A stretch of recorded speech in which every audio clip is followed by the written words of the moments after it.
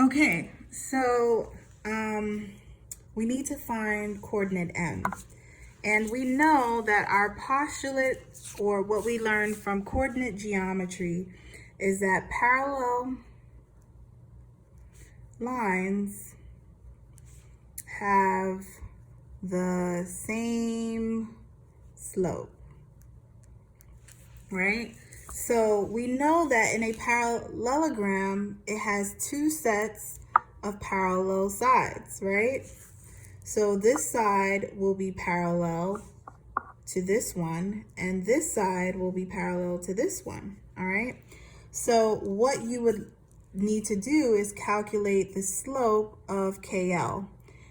Because this is going descending, it's going to have a negative slope, but I'm going to do rise over run on the coordinate plane just to make my life a lot easier. So I'm going up 2 over 1, right? Up 2 over 1 again, up 2 over 1, up 2 over 1, up 2 over 1. So this slope, the slope of segment KJ is equal to 2, right? 2 over 1, right? Because the rise is 2 over 1, so it's like a negative 2, right? Now let's look at this one here. Let's see if we can get the same thing. So from this point here, we would go over 1 and down 2 right here, right? Over 1, down 2, over 1, down 2, over 1, down 2, over 1, down 2. Right? So it looks like it would be right here, okay? So let's just call this XY for now, all right? Now we need to look and find the slope of KL, right? So the slope of KL here. So the slope of KL, that's ascending, so it's going to be positive. So let's look at the slope here. I know it's a little hard to tell here. So we would go up 2, over 2 it looks like, up 2, over 2. Okay, so let's look. Up 2, over 2, up 2, over 2. Boom, it lands us right in this spot here. So as you can see, the coordinate will be 7, 1, 2, 3, 4. So 7, negative 4. And we can check it out. We can check it out. So, oops. We can check it out. So 2 over 2, so that's 1 for the slope. Let's check coordinate out to make sure that it's actually parallel. So KL, let's do the slope of KL the long way and check it out to see if it's actually correct. And then we'll check the slope of JM to see if it's the same slope, okay? So KL, we're labeling this X1, Y1, X2, Y2. And we know that the slope is basically the change in Y over the change in X, right? Rise over run. So Y2, 6 minus 2, Y2 minus Y1 over X2, which is 2 minus negative 2.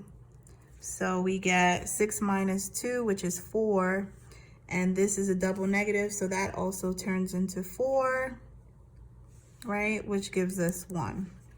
And let's do the slope of JM, right? So coordinate J is, let's just write it out here, 3, negative 8. And M, which is what we just found, is 7, negative 4, okay? So let's label it x1, y1, x2, y2. All right, and we know that it's going to be change over y over change in x. So y2 minus negative 4 minus negative 8 over 7 minus 3. So this turns into a double positive. A double negative turns into a positive. So we get negative 4 plus 8, which gives us 4, and 7 minus 3 gives us 4, and it has the same slope. So we know that this M has the coordinate 7, negative 4, and that is correct. So M has coordinate 7, negative 4. Now, I know this was a lot of work, and the way we figured this out was by first plotting the coordinates, all right? The next thing we did was we determined that since parallel lines or a parallelogram have 2 sets of parallel lines, we know that parallel lines have the same slope. So we are using slope to find the missing coordinate. Now you do that, I did it on the coordinate plane by just counting rise over run, right? You can do this a long way by calculating the slope of all 3 sides and seeing which one will be the same to get that coordinate. But nonetheless, you would have to use slope in order to find the missing point. All right, so I know that's a lot. So I'm gonna do the second one with you guys. All right, so it says 3 vertices of parallelogram PQRS are P negative 3, negative 2, Q negative 1, 4, and S 5, 0. Find the coordinates of R. So the first thing we're doing is plotting the points. So P is negative 3, negative 2, which is here. Q is negative 1, 4, which is right here. S is 5, 0. So 5, 0 is right here. So we do not know. Let's connect the dots for now, at least.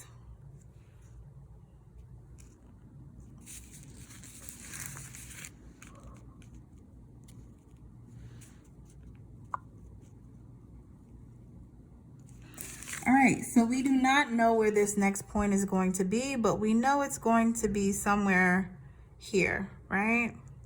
We can just assume that it'll be somewhere over here, right? So what you want to do is, we know that parallel lines have the same slope.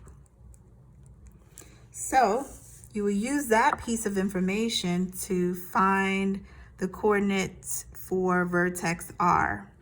So let's look at this slope here of QP.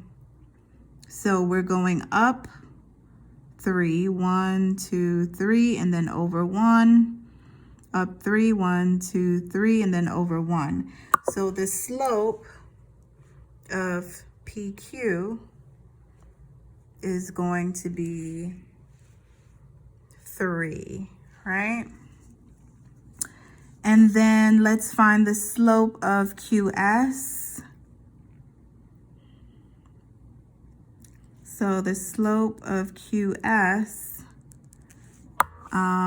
it's descending, so you're going over 1, 2, and down 1.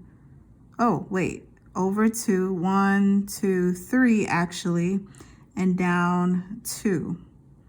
1, 2, 3, and down 2.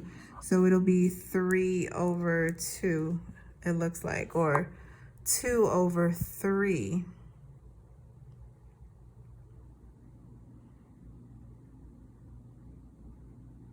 Up 2 over 3. So it'll be a negative 2/3, it looks like. Negative 2/3.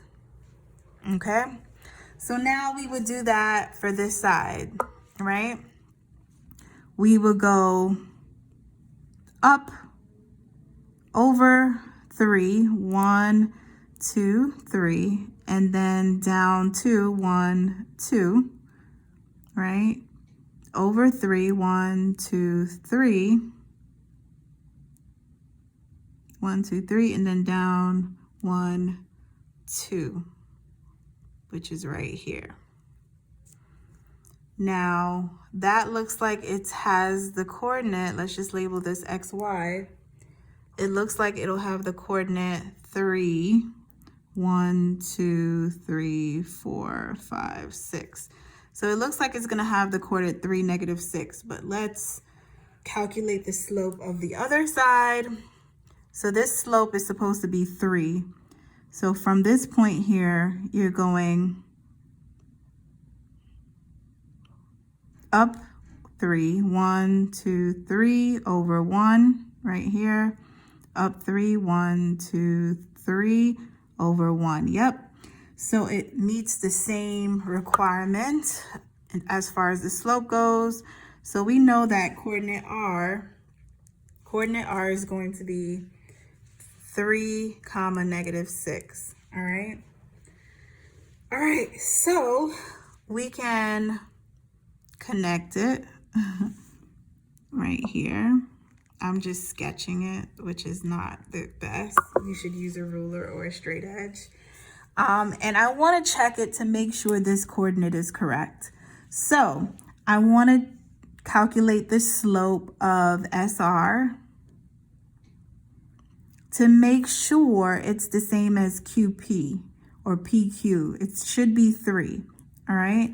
So S has the coordinate 5, 0, all right? So I'm going to do my change in Y over my change in X. So you get 0 minus negative 6 over 5 minus 3. So you get positive 6 over 2, which gives us 3, and it has the same slope. So therefore, you know this is the correct coordinate, 3, negative 6. Okay. All right. Now, for the last example, guys, before you're on your own for the practice, is a proof. Yes, I know you guys love to do proofs. Okay, so let's get started. It says write a 2-column proof. It says given that ABCD is a parallelogram, we need to prove that triangle AEB right here. So this triangle here is congruent to CED right here. So we're proving that these two triangles are congruent. Yay. All right. So the first step is to gather the information that you'll need, right? Well, we know if it's a parallelogram, right? Opposite sides are congruent, right? So opposite sides are congruent. We're marking up our diagram. We also know that diagonals bisect each other. So this will be congruent to this. This here will be congruent to this here. And this will be congruent to this, right? So now let's look at it. Well, this triangle here will be congruent to this triangle here, right? Because of side, right? And we know that these angles here will be congruent to each other because of vertical angles. So we can use side angle side here to prove that these two triangles are congruent. Okay? But wait, we also can use CP.CTC because once we know that these triangles are congruent, then the other parts will be congruent as well, right? So this will be congruent to this. This will be congruent to this by vertical angles. So we can use CP.CTC and side angle side. So I know I just stated a lot, but that's just how you should be thinking out loud of how to logically do a proof, okay? So now let's write our statements and our reasons. All right, what's the first thing that we need to write in our geometric proof is the given, right? So it tells us that ABCD is a parallelogram. And that's our given, which we don't get credit for. The second thing is what we know about parallelograms, right? So we know that BA will be congruent to CD and BC will be congruent to AD. So BC will be congruent to AD and BA will be congruent to CD. All right, why? Because opposite sides of a parallelogram are congruent. All right, now that we know that, we can conclude that AE will be congruent to CE, AE will be congruent to CE, and BE will be congruent to ED. Why? Because diagonals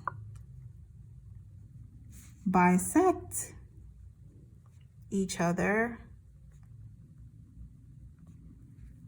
in a parallelogram, which causes them to be congruent, right?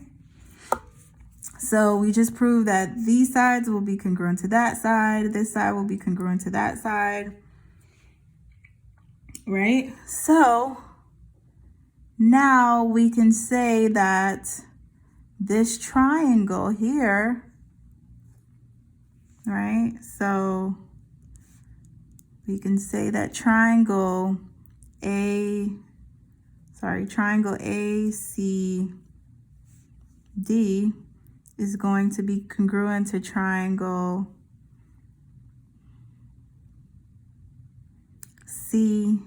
CBA